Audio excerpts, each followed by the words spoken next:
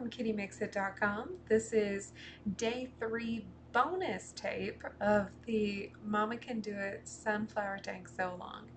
Today I'm going to talk about the pockets option, which means I'm going to sew a whole different version with pockets, and I have a different kitty helping me. This is a really quick project, and so it was no big deal to sew a whole nother version. In fact, the unfast forwarded version of this video is only 25 minutes long. That's how long it took me to sew a whole different version of this dress. So if you caught day 2, you might notice that I'm doing something a little bit different. I like to put a center back seam down my sunflower tank so that I can visualize my fabric a little bit easier, use a little bit less, and so therefore I cut the back on the mirror image on the selvage, and then I still use the fold for the front. Notice I folded down the little flaps where the front differs from the back because there's not too much gluing to this pattern because they are the same front and back pattern piece. So something a little bit different on this than when I did this a couple days ago is that this time I'm going to do pockets.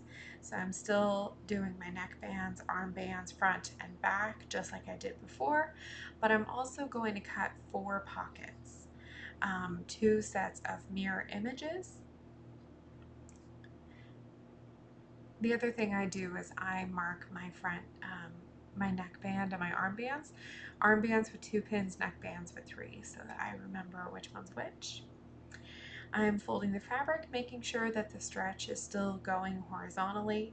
Sometimes I get a little confused when I start folding a different way, but I've cut all 4 mirror image pockets now. And I'm going to run over to my machine real quick and sew up that back center seam so that everything lines up to how it would be if you cut yours on the fold, which is what the tutorial would call for. So here we are. Here's my back piece all assembled, putting my front piece next to it, referencing my pattern piece where there are lines for where the pockets go. So I'm just putting a pin everywhere the pocket lines are. Now I'm going to line up the pockets.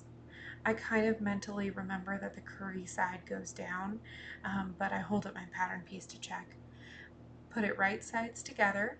So with 4 mirror images, I should come out with exactly the right steps. Now I sew just the pocket to the side of the dress. So not the whole side of the dress, just the pocket part. I'm running all 4 of those through my serger. It was such a quick trip, I did not take my camera over there. So now I have them back. Some people like to top stitch.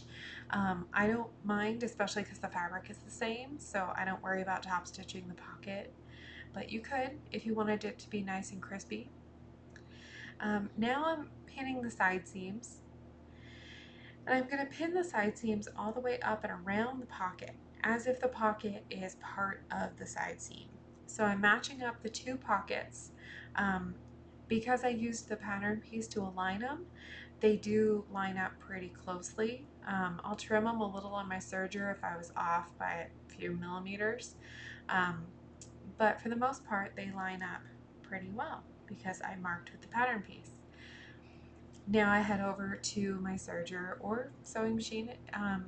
It's really no different on this pattern, and sew the side seams, including the pockets. So it's totally sewn up. There you go. I marked all the places where I sewed it, and then from here all the options are the same as the version without pockets. So this bonus video will be the only version of the pocket special video, and then we'll go back to the other version I was making.